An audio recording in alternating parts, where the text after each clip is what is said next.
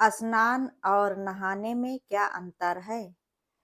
एक बार देवी सत्यभामा ने देवी रुक्मणी से पूछा कि दीदी, क्या आपको मालूम है कि श्री कृष्ण जी बार बार द्रौपदी से मिलने क्यों जाते हैं?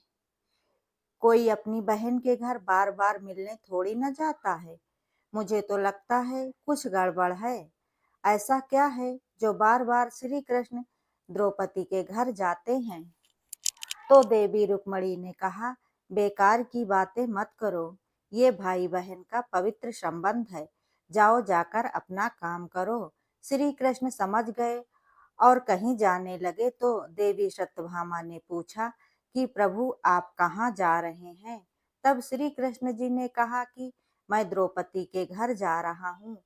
अब तो सत्यभामा जी और बेचैन हो गईं और तुरंत देवी रुक्मणी से बोली, देखा दीदी, फिर वही द्रौपदी के घर जा रहे हैं। यह सुनकर श्री कृष्ण जी ने कहा कि देवी, क्या तुम भी हमारे साथ चलोगी? तो सत्यभामा जी तुरंत तैयार हो गई और देवी रुक्मणी से बोली कि दीदी, आप भी मेरे साथ चलो और उस द्रौपदी को ऐसा मजा चखाएंगे कि बस जीवन भर याद रखेगी। देवी रुक्मणी भी तैयार हो गईं। जब दोनों देवियां द्रौपदी के घर पहुंची तो देखा कि द्रौपदी अपने केस संवार रही थी। जब द्रौपदी केस संवार रही थी तो श्री कृष्ण ने पूछा, द्रौपदी, क्या कर रही हो? तो द्रौपदी बोली, भैया केस संवार के अभी आई। तो श्री कृष्ण जी बोले, तुम क्यों केस संवार रही हो? तुम्हारी दो दो भाभी आई हैं, यह तुम्हारे केस संवारेंगी। फिर श्री कृष्ण ने देवी सत्यभामा से कहा, तुम जाओ और द्रौपदी के सिर में तेल लगाओ। और देवी रुक्मणी, तुम जाकर द्रौपदी की चोटी करो। सत्यभामा जी ने रुक्मणी जी से कहा, बड़ा अच्छा मौका मिला है, आज तेल लगाऊंगी कि इसकी खोपड़ी के एक एक बाल को तोड़कर रख दूंगी। और जैसे ही सत्यभामा जी ने सिर में तेल लगाना शुरू किया और एक बाल को तोड़ा तो बाल टूटते ही आवाज आई, हे कृष्णा। फिर दूसरा बाल तोड़ा, फिर आवाज आई, हे कृष्णा। फिर जब तीसरा बाल तोड़ा, फिर से आवाज आई, हे कृष्णा। सत्यभामा जी को समझ में नहीं आया और वो देवी रुक्मणी से पूछा, दीदी, आखिर ऐसा क्या बात है? ऐसी क्या बात है? द्रौपदी के सिर से जो भी बाल तोड़ती हूँ तो श्री कृष्ण जी का नाम निकल कर आता है। रुक्मणी जी बोली, मैं तो नहीं जानती।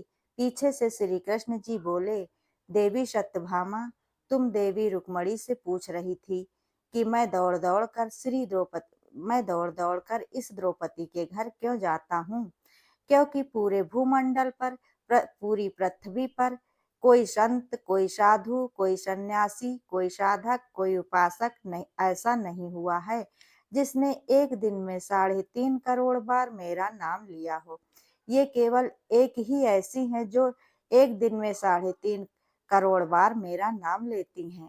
यह प्रतिदिन स्नान करती हैं और हर बार स्नान के साथ मेरा नाम लेती हैं, इसलिए उनके हर रोम रोम में मैं ही हूँ और इसलिए मैं रोज उनके पास आता हूँ। इसे कहते हैं स्नान, जो देवी द्रौपदी प्रतिदिन किया करती थी।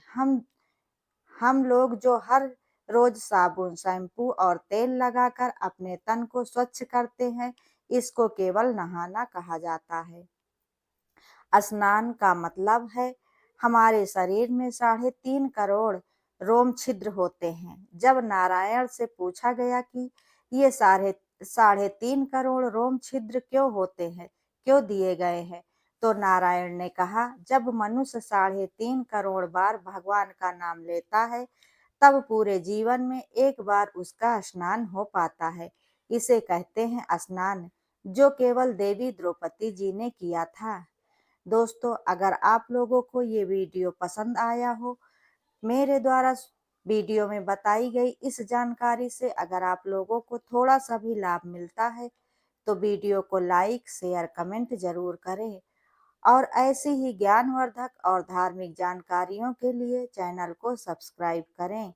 वीडियो अंत तक देखने के लिए धन्यवाद।